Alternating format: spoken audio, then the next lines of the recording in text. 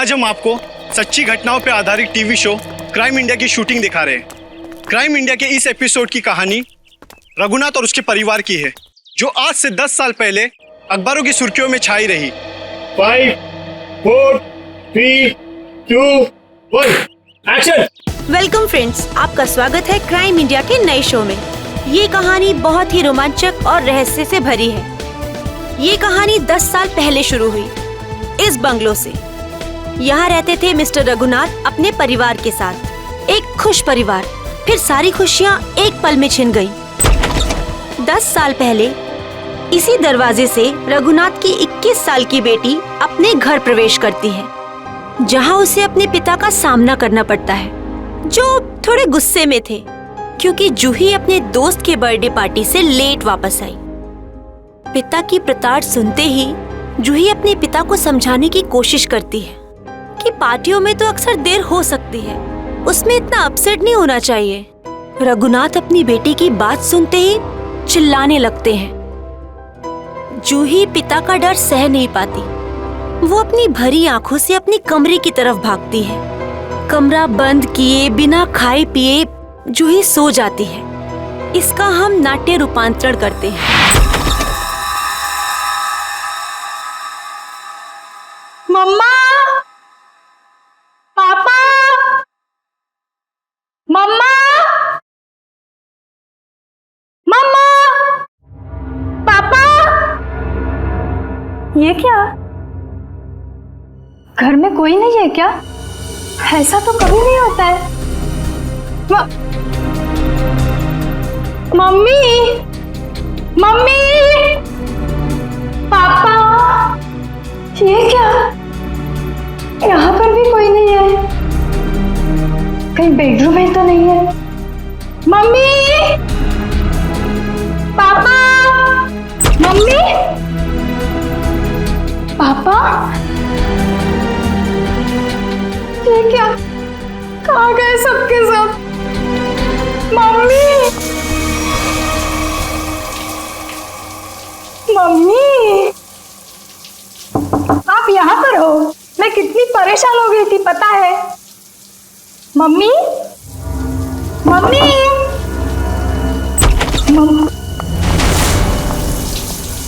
ये क्या? पानी का नल खुला छोड़ के मम्मी तो ऐसा कभी नहीं करती। मम्मी, पापा, राहुल, राहुल, राहुल, राहुल। अरे राहुल को स्कूल छोड़ने गई होगी मम्मी।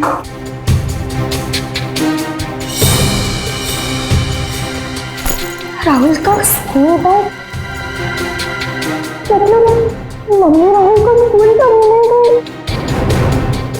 राहुल भी नहीं है। मम्मी, पापा, पापा की गाड़ी।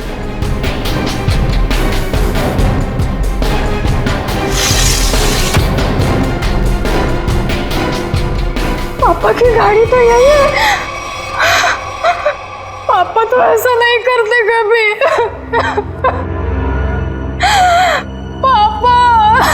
उस दिन से आज तक जूही को अपने माता पिता और भाई के बारे में कोई खबर नहीं मिली। कहाँ खो गए वो तीनों? लेकिन जूही अपनी आखिरी याद अब तक नहीं भूल पाई है। अपनी मम्मी की पिंक साड़ी और पापा के स्टाइलिश हैट को, जो उन्होंने आखिरी दिन में पहना था, वो आज तक नहीं भूल पाई है। Just stop this nonsense! आप लोग किसी को चैन से जीने देंगे या नहीं? प्लीज मैम, आप प्लीज रुकिए। Shut up! और आप मेरे घर आए कैसे? परमिशन लिए ma'am. To hell with your permission. लोग मेरी जिंदगी को टेलीविजन शो का तमाशा समझते हैं। किसी के भी दर्द को स्टोरी बना देंगे। जिस घर से मेरी यादें जुड़ी हैं, आप उन्हीं यादों को एक्सपोज करेंगे। ये मैं नहीं होने दूंगी। Just go from here. चाहिए। ट्रस्ट मी मैम, हम ऐसा वैसा कुछ नहीं दिखा रहे हैं, बल्कि ये तो आपके लिए अच्छा ही है कि हो सकता है कि शो के बाद आपको नए फोन कॉल्स आए कि आपके मिसिंग पेरेंट्स मिल गए हैं। प्लीज मुझे और लालच मत दो। छोड़ दो मुझे मेरे हाथ पे। I said just go from here. Sir, live telecast चल रहा है, आप गलत ना समझे। हम पूरे मसले को बहुत सेंसिटिवली हैंडल कर रहे हैं। सर समझाइए मैम को प्लीज।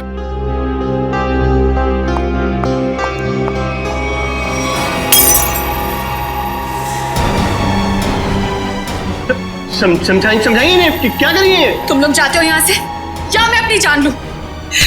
छोड़ो मुझे, छोड़ो मुझे, छोड़ो तुम मुझे। आज अपनी जान लेके दिखाऊंगी। उदय, उदय, कितना खून निकल रही है। पैकअप, चलो चलो चलो, इन्हें हॉस्पिटल लेके चलो। चल चल।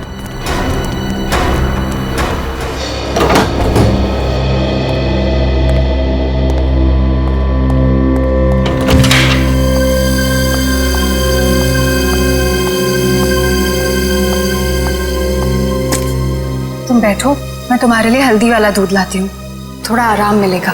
छोड़ो आराम आराम, इतनी फिक्र करती हो तो अपने गुस्से को कंट्रोल में रखना सीखो।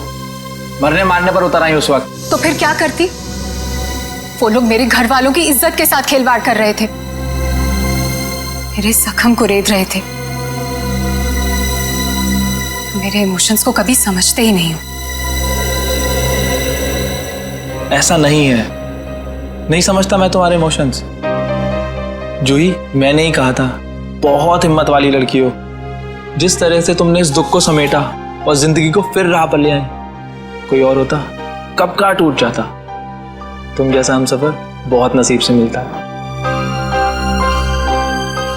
और तुम जैसा हस्बैंड भी हर लड़की को नहीं मिलता। इसी बात पर दूध नहीं, ग्रीन टी हो जाए। ठीक है, बैठो, मैं अभी लाती हूँ।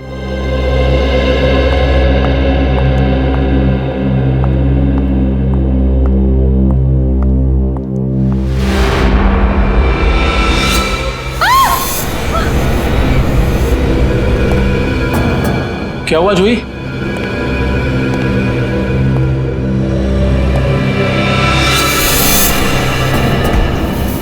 आपको क्यों लगता है कि ये हैट आपके पापा का है? कोई निशानी, कोई पहचान?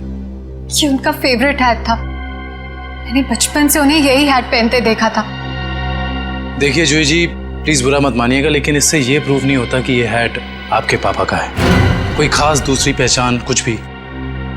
उदय, इन्हें पापा के वो सारे फोटोज दिखाओ जिनमें उन्होंने यही हैट पहना था।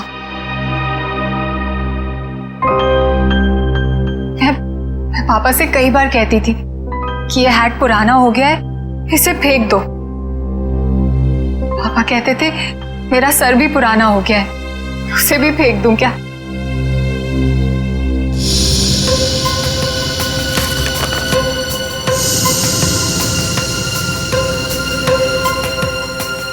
जूही जी, इसे देख के तो ये जाहिर नहीं होता कि ये हैट यही वाला है। हाँ, ये जरूर पता लगता है कि ये हैट भी इस जैसा ही है। आपको क्या लगता है मैं आपसे झूठ बोल रही हूँ? एक काम कर, जरा आप घर के खिड़की दरवाजे चेक कर। जी सर। जूही जी, आप जो कह रही हैं वो तो हम मान लेते हैं, लेकिन ये हैट यहाँ पे आया कैसे? अपने आप तो नहीं आया। जी सर, किसी ने तो इसे यहाँ रखा ही है। आपको किसी पे शक? नहीं सर, पीछे के सारे दरवाजे और खिड़कियां अंदर से बंद है सर। इसका मतलब जो भी अंदर आया उसके पास मेन डोर की चाबी थी। जूही जी, आपने अपने घर की चाबी किसी और को भी दी है क्या? नहीं तो। हाँ, मुझे याद आया। एक्चुअली कुछ दिन पहले शॉपिंग आर्केड में मेरा पर्स चोरी हो गया था और घर की चाबियां भी उसी में थी। बड़ी लंबी प्लानिंग की गई है, लेकिन 10 साल बाद ये हैट यहाँ रखने का क्या मतलब हो सकता है? पूरा का पूरा परिवार गायब होता और किसी को भी पता नहीं चलता। ऐसे कैसे कोई गायब हो सकता है? सर, पुलिस रिपोर्ट में लिखा है कि ना किसी ने चीखने चिल्लाने की आवाज सुनी, ना ही कोई गोली चलने की आवाज सुनी। सर, जब ये हुआ तब जूही अपने ऊपर वाले बेडरूम में सो रही थी और बाकी के परिवार के लोग नीचे थे, तो अगर शोर शराबा होता तो जूही को जरूर सुनाई देता। एग्जैक्टली। अच्छा, इस वॉचमैन का क्या कहना है? सर उसने बताया कि उसने ना किसी ऐसे आदमी को और ना ही ऐसी किसी गाड़ी को बाहर जाते हुए देखा। सर यहाँ तक कि सर रघुनाथ जी की फैमिली को भी उस घर से बाहर जाते हुए नहीं देखा। सर रिपोर्ट में ये भी लिखा है कि घर में जबरदस्ती अंदर आने का कोई निशान भी नहीं मिला था। सर एक बात समझ में नहीं आ रहा, जब घर के सारे लोग गायब हैं तो ये जूही कैसे बच गई? वही तो, जूही को क्यों छोड़ा है? सर हो सकता है उसे जानबूझकर किडनैप नहीं किया गया, ये भी कोई साजिश हो। अच्छा, उस हैट पर से कोई उंगलियों के निशान मिले? हाँ सर, उस हैट पे 5 लोगों की उंगलियों के निशान मिले हैं। 2 तो जूही और उसके हस्बैंड के हैं, बाकी के मैच नहीं हुए हैं। जूही और उसके पति की उंगलियों के निशान, हो सकता है 10 साल बाद जब अपने पिता की हैट देखी तो दोनों ने उठाई होगी। सर अखबार की एक कटिंग में लिखा था कि रघुनाथ जी के एक भाई हैं, हिमांशु, जिनसे उनकी ज्यादा बनती नहीं थी। दोनों भाइयों में प्रॉपर्टी को लेकर कोई झगड़ा चल रहा था। और बाद में हिमांशु ने जूही से कुछ पुराने इन्वेस्टमेंट्स लौटाने के लिए कहा था। सर इस हिमांशु के बारे में पता लगाना पड़ेगा। सर एक और बात पता चली है। क्या? सर जब हम इस केस के फाइल्स लेने गए तो वहां से पता चला कि ये फाइल्स इंस्पेक्टर विजय भी 2-3 दिन पहले लेकर गए थे। इंस्पेक्टर विजय? दया, इंस्पेक्टर विजय तो रिटायर हो चुका है, और फिर भी उसे इस केस में दिलचस्पी क्यों? रिटायरमेंट के बाद में तो केस छोड़ देना पड़ता है। नहीं नहीं नहीं नहीं, ये नहीं हो सकता। या तो रघुनाथ जी का केस सॉल्व होगा या तो रिटायर्ड इंस्पेक्टर विजय डिसॉल्व होगा। ये मेरी भी जिद है। और रंजीत, मैं बहुत नजदीक पहुंच गया हूं। किसी भी दिन कमिश्नर के पास पहुंच सकता हूं। सर्विस के दौरान 99 केस और रिटायरमेंट के बाद ये पहला केस, यानी हो गए पूरे 100। रंजीत, मैं बाद में फोन करता हूं। मैं देख के आता हूं क्या गिरा है।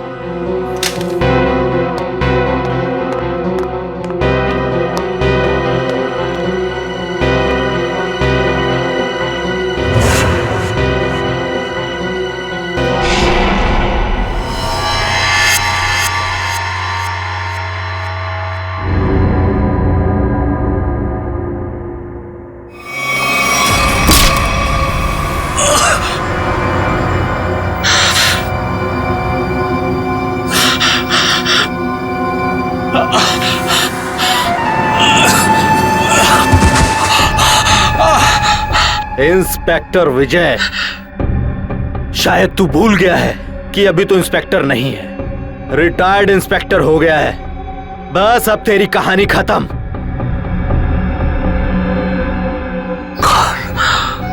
कौन हो तुम?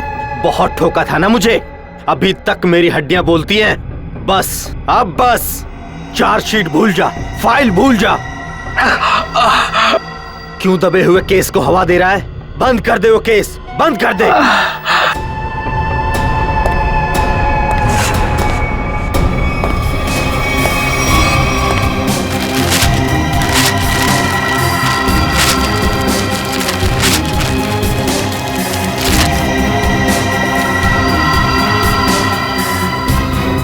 रघुनाथ भाई साहब को गुजरे तो तकरीबन 10 साल हो गए और अब तो सिर्फ उनकी यादें हैं। हम जानते हैं जो भी हुआ, लेकिन उनके केस के बारे में कुछ नई बातें सामने आई हैं, तो सोचा क्यों ना आपसे ही पूछ लें। नई बातें आप लोगों को पता चली है और आप पूछना मुझसे चाहते हैं? आप कुछ टेंशन में लग रहे हैं। मैं टेंशन में नहीं तो, दरअसल भाई साहब को गुजरे इतने साल हो गए और आज आप लोग आए भाई साहब के बारे में इंक्वायरी करने के लिए। चलिए उनके बारे में नहीं तो आप ही के बारे में बात कर लेते हैं।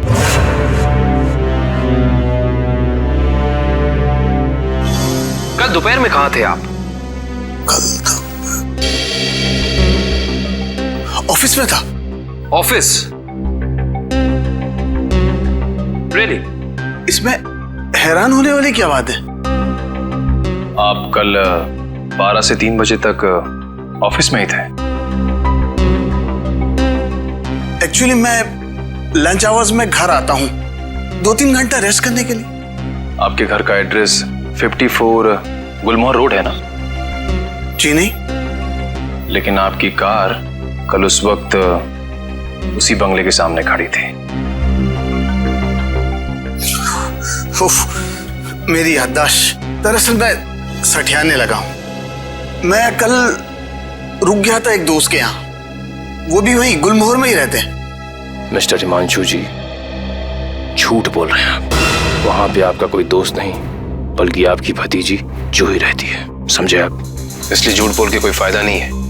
हम जानते हैं कि आप जूही से मिलने गए थे उसके घर। हाँ, मुझे उससे कुछ काम था।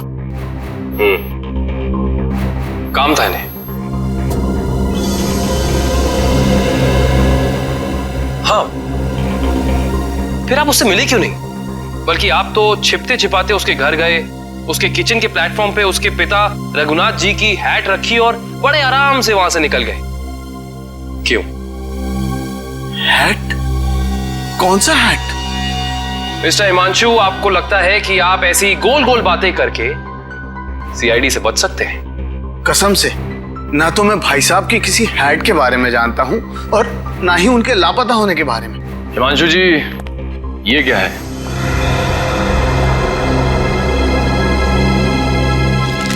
बॉन्ड्स है, मेरे ही है। यही चुराने गया था मैं वहां।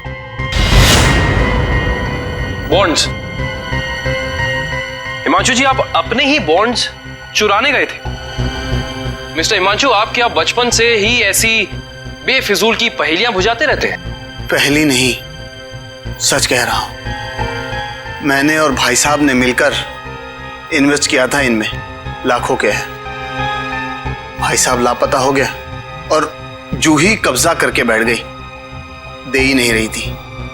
क्या करता, अपनी ही चीज चुरानी पड़ी। हिमांशु जी, चलिए मान लिया एक पल के लिए कि आप सच बोल रहे हैं, लेकिन मैं सच ही कह रहा हूं, लेकिन एक बात आप लोगों को बोलना भूल गया। जैसे ही मैं बॉन्ड्स लेकर वहां से निकल ही रहा था कि अचानक दरवाजा खुलने की आवाज आई। मैं घबरा कर छुप गया। मुझे लगा कि शायद उदय या जूही होंगे, लेकिन कोई और ही था। कौन था? मैं उसका चेहरा तो नहीं देख पाया, सिर्फ पीठ ही देख पाया। लेकिन इतना तो तय है कि वो उदय नहीं था, क्योंकि वो उदय से काफी लंबा और तगड़ा था। बाल लंबे थे, जैकेट पहन रखी थी और शायद जीन्स थी। अच्छा, और कोई खास बात याद है आपको? कोई खासियत, जैसे उसे भीड़ में देखे तो पहचान लें? हाँ, उसके शूज क्रोकोडाइल लेदर के थे।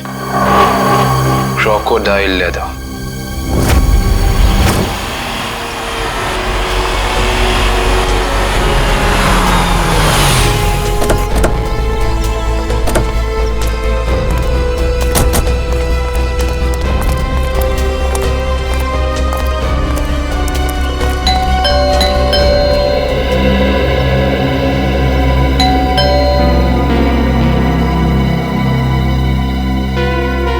विजय, Vijay, Vijay sir.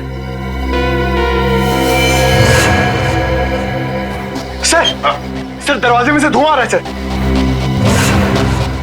My God, Dushyant दरवाजा खोलो। विजय, विजय, विजय, विजय, पेपर जल रहा है, जल्दी से बुझा दें। Yes sir. Vijay, Vijay sir.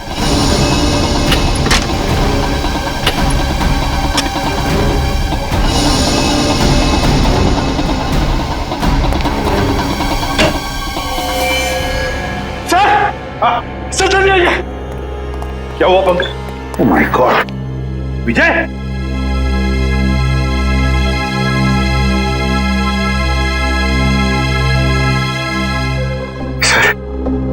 Sir ये मर चुके।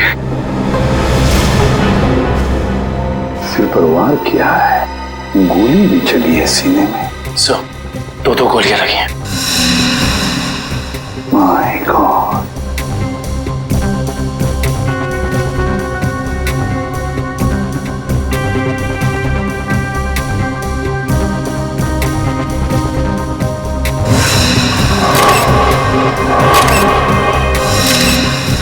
पंकज, पलटो इन्हें।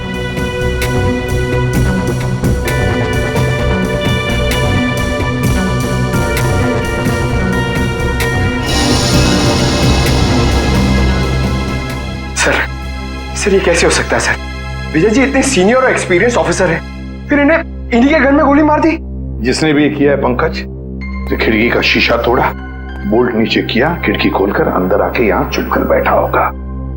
शायद आवाज सुनकर विजय इस कमरे में आया तो उसने विजय के सिर पर वार किया और फिर 2 गोलियां भी डाल दी।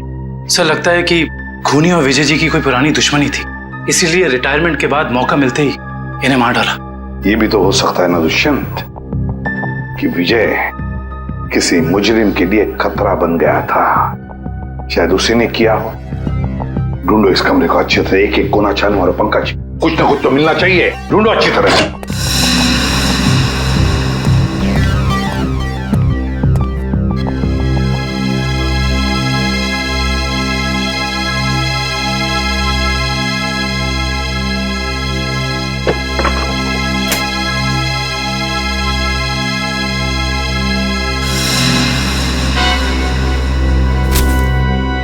सर हाँ ये देखिए, रघुनाथ जी की केस फाइल, लेकिन इसमें कोई पेपर नहीं है सर। बाकी सब केस फाइल के पेपर्स हैं।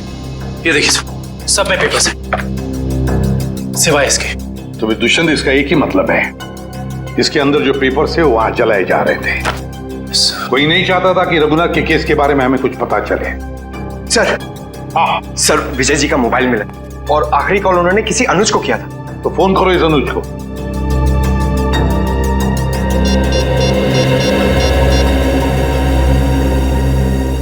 हेलो अनुज कुल्फी वाले, अरे यार मैंने 10 कार्टन मलाई कुल्फी बोली थी, क्या हुआ? अभी तक भिजवाई क्यों नहीं?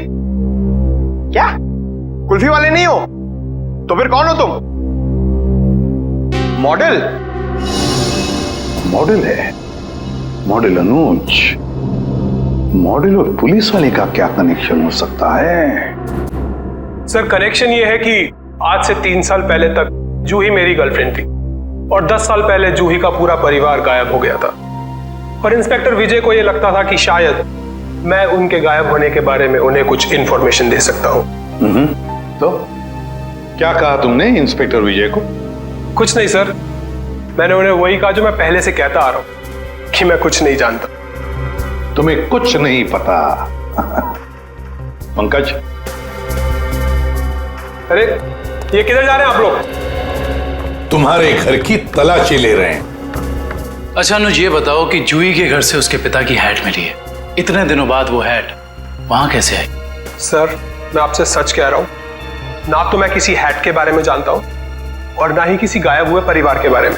अनुज, तुम्हारे और जूही के परिवार एक दूसरे को अच्छी तरह से जानते थे और फिर भी तुम कह रहे हो कि तुम्हें कुछ नहीं मालूम है? चलो ठीक है, तो अब बताओ कल दोपहर को कहां थे तुम? कल मैं अपने एक फ्रेंड के एग्जीबिशन की ओपनिंग में गया था। फ्रेंड के एग्जीबिशन की ओपनिंग में गए थे? अच्छा। सर इसके घर में तो कुछ नहीं मिला और वो जूते भी नहीं जिसके बारे में हिमांशु ने हमें बताया था। अनुज, तुम होशियार बनने की बहुत कोशिश करते हो मगर हो नहीं। फिर से मुलाकात होगी।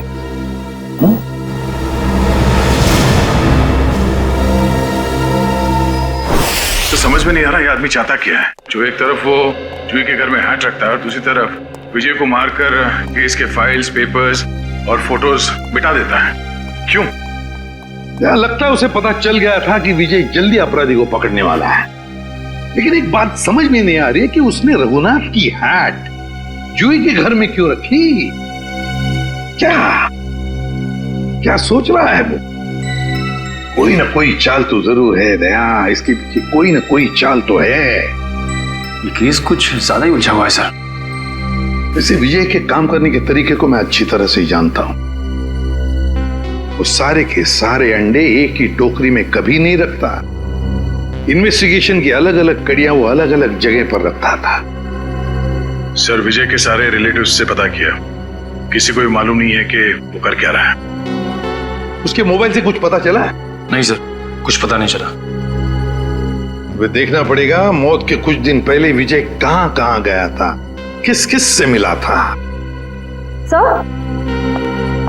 सर इंस्पेक्टर विजय के घर पे हमें जो जले हुए कागज के टुकड़े मिले थे उनमें से ये टुकड़ा आधा जला हुआ है और इस पर नवदीप गराज लिखा हुआ है।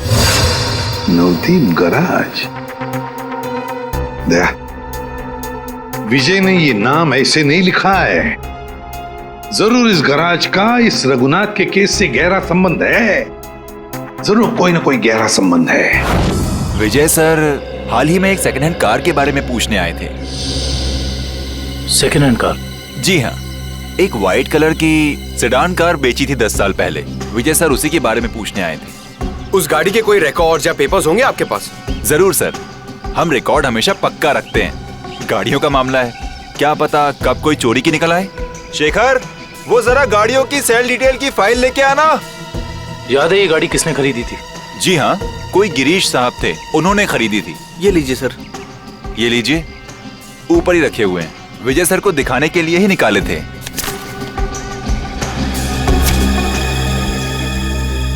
ये देखो, ये कार 14 अप्रैल 2004 को बेची गई थी। रघुनाथ जी के गायब होने के ठीक 2 दिन पहले सर? राइट। इसका मतलब है कि इस कार को रघुनाथ की फैमिली के गायब होने के बीच कोई ना कोई ताल्लुक जरूर है। मतलब सर, विजय जी ने गाड़ी तक पहुंचने का जो रास्ता चुना है वो जरूर रघुनाथ जी तक जाता होगा। एक काम करते हैं, पहले तो आरटीओ से ये पता करते हैं कि ऐसी किसी कार का रजिस्ट्रेशन हुआ था या नहीं, और विजय जी के मोबाइल पोजीशनिंग रिकॉर्ड से ये पता करते हैं कि पिछले दिनों वो कहाँ गया था। हो सकता है इस केस को सॉल्व करने में हमें कोई मदद मिल जाए। सर, ये लैटिट्यूड 345 नॉर्थ और 213 ईस्ट है। सर, एग्जैक्ट वही लोकेशन है जो विजय जी के मोबाइल फोन में स्टोर है। सर, विजय जी इस जंगल में यहाँ आए थे, लेकिन उन्हें यहाँ मिल के सकता था। करण, वो जरूर इस केस से जुड़े हुए कुछ सबूत ढूंढने के लिए यहाँ आया। ये भी तो हो सकता है कि वो उस सफेद गाड़ी के पीछे आया हो। लेकिन सर, ये जंगल बहुत दूर तक फैला हुआ है, कई किलोमीटर तक। ऐसे में इस जंगल की कॉम्बिंग कर पाना थोड़ा मुश्किल होगा सर। हाँ, मुश्किल हो सकता है, मगर नामुमकिन भी तो नहीं। दिव्या, ये कितना एरिया छान मारा था उसने? सर, यहाँ से 200 मीटर के घेरे में। 200 मीटर? बस फिर फैल जाओ चारों तरफ।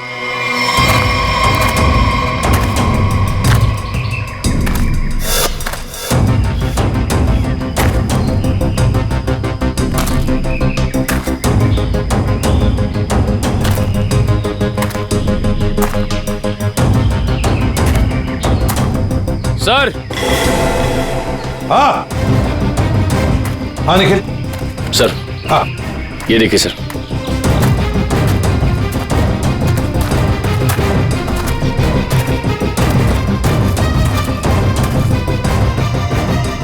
MS01 Y 5371। सर, ये तो वही सफेद कार है जो उस गैरेज से बेची गई थी।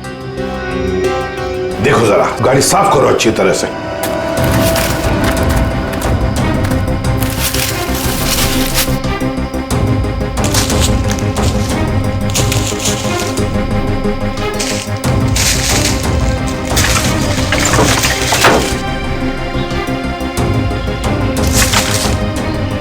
साफ करो, अच्छी तरह से साफ करो।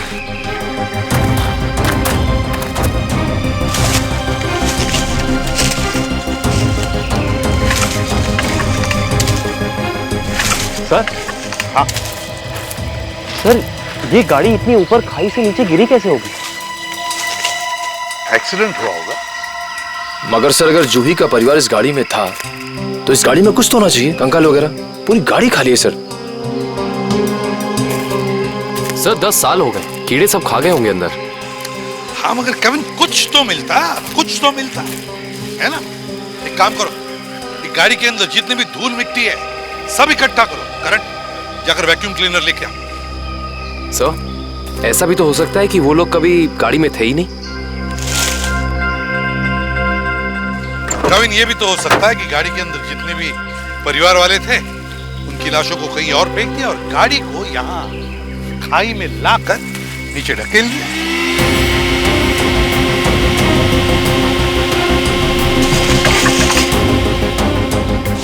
सर। हाँ, ये देखिए सर, लॉकेट। सर ये तो जूही की माँ का लॉकेट है। बिल्कुल ऐसा ही लॉकेट मैंने उन्हें एक फोटो में पहने हुए देखा है। जूही की माँ का लॉकेट? जी। फिर इसका एक ही मतलब हो सकता है कि जूही के परिवार वालों को इसी गाड़ी में लाया गया और फिर उनकी लाशों को कहीं और ठिकाने लगा दिया और गाड़ी को यहाँ इस खाई में लाके ढकेल दिया ताकि कोई सबूत न रहे। ना रहेगा बांस, ना बजेगी बांसुरी। जी साळुंखे साहब, कुछ पता चला? अरे यार अभिजीत, ये बात गलत है यार। आते ही धन्य से सवाल कर देते हो। मैं यार आए हो, हाल चाल पूछो, अपने बताओ। मतलब हालचाल? अरे हालचाल पूछने वाला था सर। कैसी है तारिका जी? अरे भाई साहब, मैं अपने बारे में बात कर रहा हूँ भाई। मेरे भी तो हालचाल पूछ सकते हो ना यार। आपके? क्यों? हाँ, क्यों नहीं, क्यों नहीं। आपके हालचाल कैसे कैसे हैं आप? हाँ, मैं अच्छा हूँ। ये हुई ना बात। अब आओ पूछो। अरे आए हो, हालचाल पूछो, हाय हेलो करो, काम तो होता ही रहता है, बताएंगे ही ना। अब बताओ क्या पूछ रहे थे तुम? ये जो धूल मिट्टी मिली थी कार में से, हाँ, इसमें से आपको कुछ मिला? हाँ अभिजीत, इस मिट्टी में से हमें एक नाखून का टुकड़ा मिला और कुछ बाल मिले। उनमें से एक बाल किसी 40 साल की महिला का है और ये नाखून का टुकड़ा किसी 10-12 साल के बच्चे का है और इन दोनों का रिकॉर्ड नहीं है हमारे पास। जरूर ये जूही की माँ और उसके भाई का होगा। और बाकी बाल के टुकड़ों का अभी भी टेस्ट चल रहा है। रिपोर्ट लेने गई है श्रेया। सर पता चला है कि रघुनाथ जी की फैमिली के गायब होने के कुछ दिन पहले ही उन्होंने अपने खास एम्प्लॉय मुकेश को नौकरी से निकाल दिया था। मुकेश? कहीं सबके पीछे इस मुकेश का हाथ तो नहीं? सर, जो बाल के टुकड़े टेस्ट के लिए गए थे उनमें से एक बाल का डीएनए मैच हो गया है। किसका है? भानु नाम है उसका। अंडरवर्ल्ड का कॉन्ट्रैक्ट किलर है, सुपारी लेके मर्डर्स करता है और कई मर्डर केसेस भी चल रहे हैं उस पर। भानु?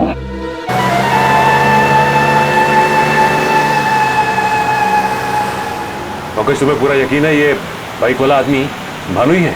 हाँ सर, सिग्नल तो यही बता रहा है। हाँ।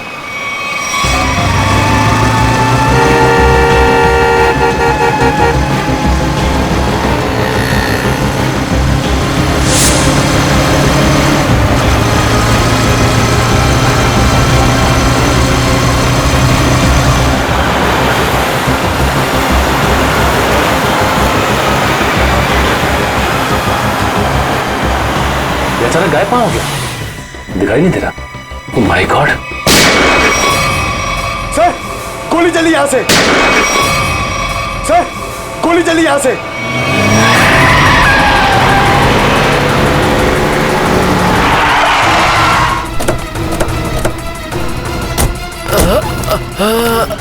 बताओ भानु, कैसे हुआ ये सब? बोलो भानु, कैसे हुआ? बोलो Bhanu. Tiger point. Tiger point पे क्या भानु? भानु! My God! ये तो मर चुका है।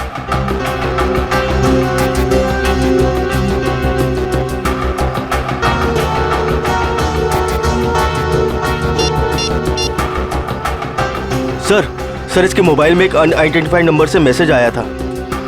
एक मिनट।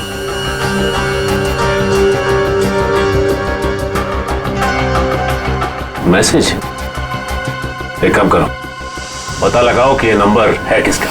रघुनाथ जी की कंपनी में 20 साल पूरे काम किया हूं मैं। फ्लोर मैनेजर था, प्रोडक्शन, लेबर सब मैं ही संभालता था। तो तुम्हें नौकरी से क्यों निकाल दिया मुकेश? जी सच तो ये है कि दोनों पार्टनर्स में यानी कि कुमार साहब और रघुनाथ जी के रिश्तों में दरार आ गई थी। दरार? इस दरार की वजह क्या थी? जी वो कुमार साहब को लगा कि रघुनाथ जी उनके साथ कुछ धोखा कर रहे हैं। चोरी छिपे कुछ डीलिंग्स भी कर लेते हैं और इसलिए कुमार ने तुम्हें रघुनाथ पर नजर रखने के लिए कहा। जी हाँ, मैं रघुनाथ जी की हर खबर कुमार साहब को देता था। वो किससे मिलते हैं, क्या डील करते हैं, क्या लेन देन है, सब। और जब रघुनाथ ने तुम्हें पकड़ लिया ये सब करते हुए तो उन्होंने तुम्हें काम से निकाल दिया। जी हाँ, और उसके ठीक 1 साल बाद में कुमार जी और रघुनाथ जी ने अपनी पार्टनरशिप खत्म कर दी। जी हाँ, ये तो होना ही था। अच्छा, वैसे इंस्पेक्टर विजय क्या जानना चाहते थे तुमसे? जी वो कुमार साहब के एक्सीडेंट के बारे में पूछने आए थे, जिनमें उनकी बच्ची और बीवी भी चली गई थी। और इंस्पेक्टर विजय को ऐसे लगता था कि ये एक्सीडेंट नहीं बल्कि एक मर्डर है। और जब पार्टनरशिप रही नहीं तो मर्डर की भी बात नहीं आती? जी, दोनों पार्टनर अलग भी इस तरह हुए जैसे रजामंदी नहीं थी। और फिर दोनों एक ही बिजनेस में कंपटीशन करने लगे, और वो भी इस तरह के जैसे एक दूसरे को बर्बाद कर देंगे। और हाँ, कुमार साहब की मौत के बाद सबसे ज्यादा तरक्की और फायदा रघुनाथ सेठ को हुआ। कुमार की मौत का सबसे ज्यादा फायदा हुआ रघुनाथ को। सबसे ज्यादा फायदा। इस कुमार फैमिली के एक्सीडेंट के सारे डिटेल्स निकालो, देखे तो सही कि क्या ये वाकई एक्सीडेंट था या फिर। सर, आपको क्या लगता है कुमार की फैमिली की मौत के पीछे क्या रघुनाथ का हाथ था? कविन, रघुनाथ तो बिजनेस में कुमार से फायदा हुआ, इसका मतलब ये नहीं कि रघुनाथ ने कुमार को मारा होगा। Okay, thank you so much. लेकिन क्या पता चला एक्सीडेंट के बारे में? सर, मिस्टर कुमार हर रोज की तरह ऑफिस से घर पहुंचे। घर से वो लोग एक रिसोर्ट के लिए निकले।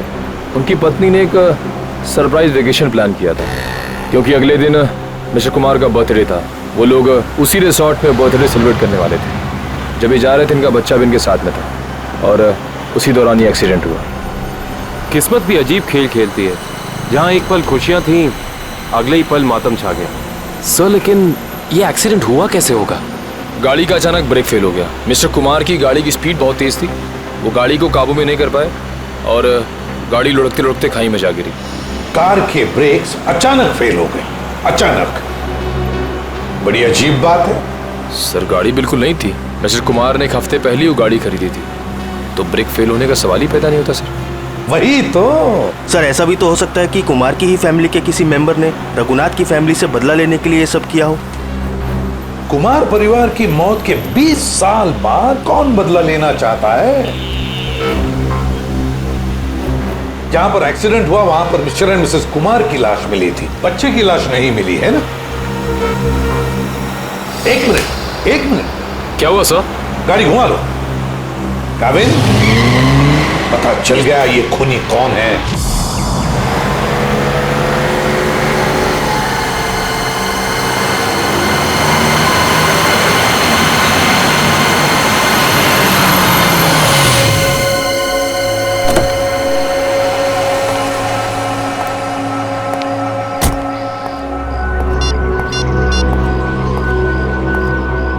हेलो, हाँ मैं पहुंच गया हूँ 42 माइलस्टोन के पास। अब क्या करना है?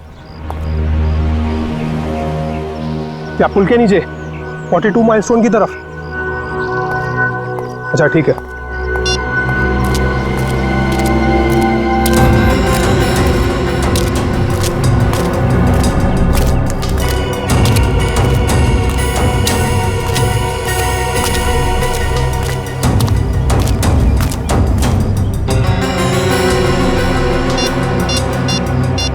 हेलो, हाँ आप किधर आना है? ये लेफ्ट राइट क्या लगा रखा है? पागल समझ रखा है क्या?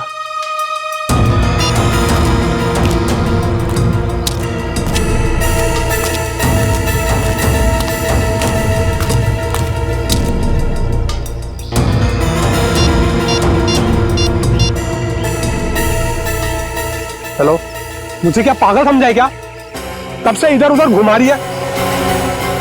चुपचाप सामने आ जा, नहीं तो मैं वापस चला जाऊंगा। इधर मेरा मुंह खुला और तुम जेल के अंदर, इसलिए जल्दी से सामने आ और मुझे मेरा रोकड़ा दे ताकि मैं जाऊं यहां से। मैं जा रहा हूं। घबराओ मत अनुज, तुम्हारा पैसा पेड़ के पीछे रखा है।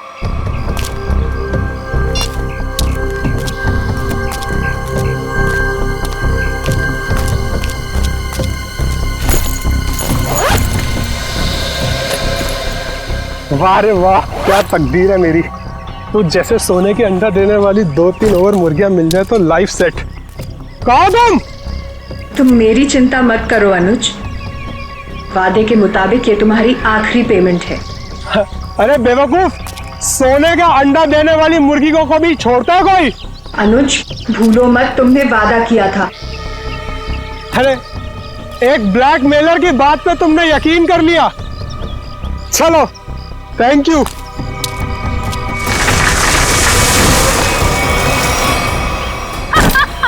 ये क्या कर रहे हो जोई तुम?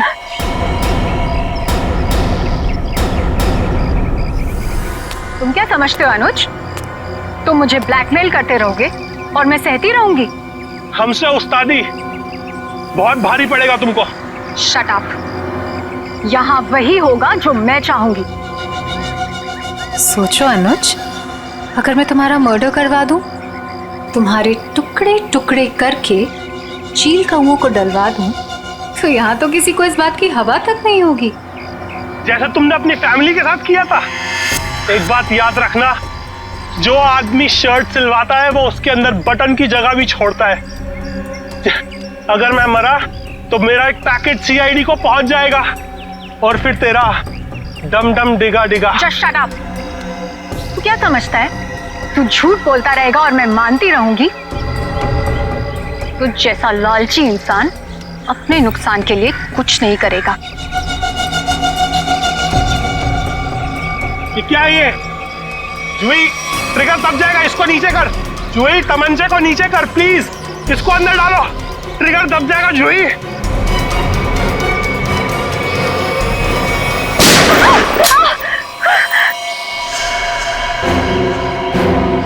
सीपी सर, आप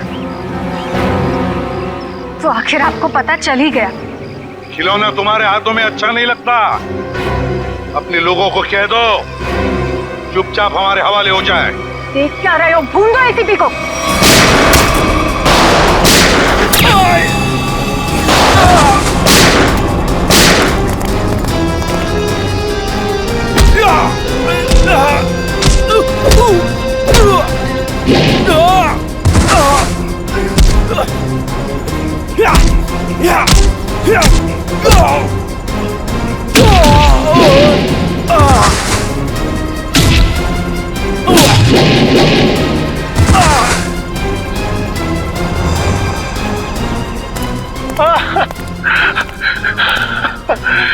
नहीं सर, मैं छोटा मोटा ब्लैकमेल हूँ सर।